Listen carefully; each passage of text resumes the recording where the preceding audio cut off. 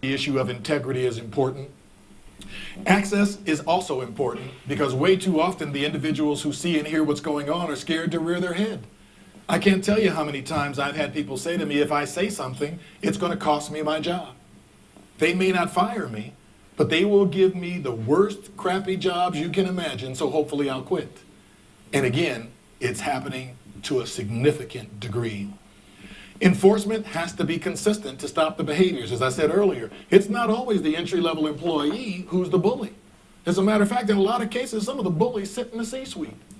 And my challenge again is to tell some of the leaders who their ugly kids are.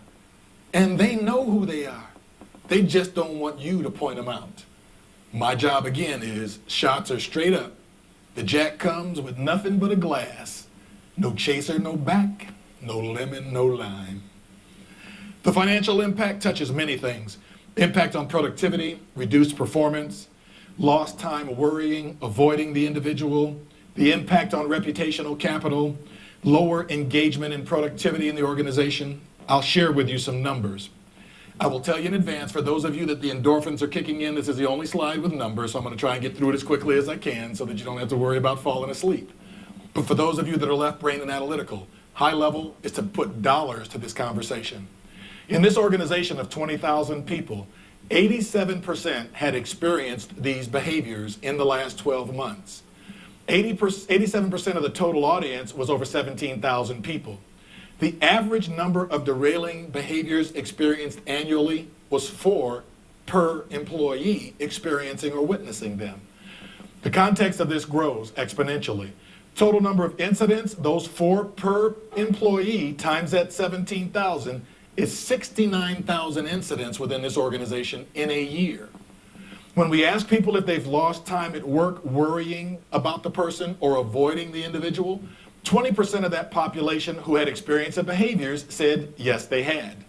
Again, 20% of that total of 17,400 is 3,400 people.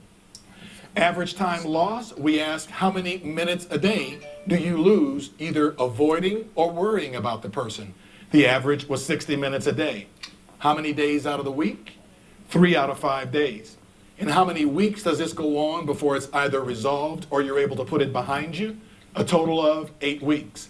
That cumulatively is 24 hours per incident of lost productivity.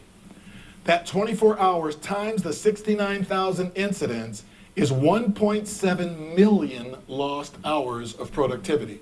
To tell the executive 87% of your people are encountering it, they go, that's hard to even believe. But when you come back and you talk about 1.7 million hours of lost productivity, you have their attention pretty quickly. Now let me put the dollars to it. That 1.7 million times 8 hours a day, divided by 8 hours a day, is 208,000 lost days. We used a total comp number with a $45,000 salary, another 15 in bennies to kick it up to a 60,000 total comp on a 45,000 salary. 22 days in a month times 12 months in a year is 264 days. $227 per day is the cost impact. When you multiply that $227 per day times the 208,000 days, the fiscal impact in this organization was $47 million a year in lost productivity. When the C-suite leaders saw those numbers, they went through the roof. All of a sudden, the conversation went from, can this be happening, to what do we need to do to stop it? Because if you can close that gate, that gap, and now provide the reduced amount of impact and show what you've returned to the bottom line, you just went from being a cost center to being a profit center. And way too often, we spend too much time talking about what's it like to walk in my shoes. Great conversation, but for most of those leaders, the shoes they walk in go to the bank. And if we can tell them the delay or impact on their way to the bank, they're willing to stop and listen.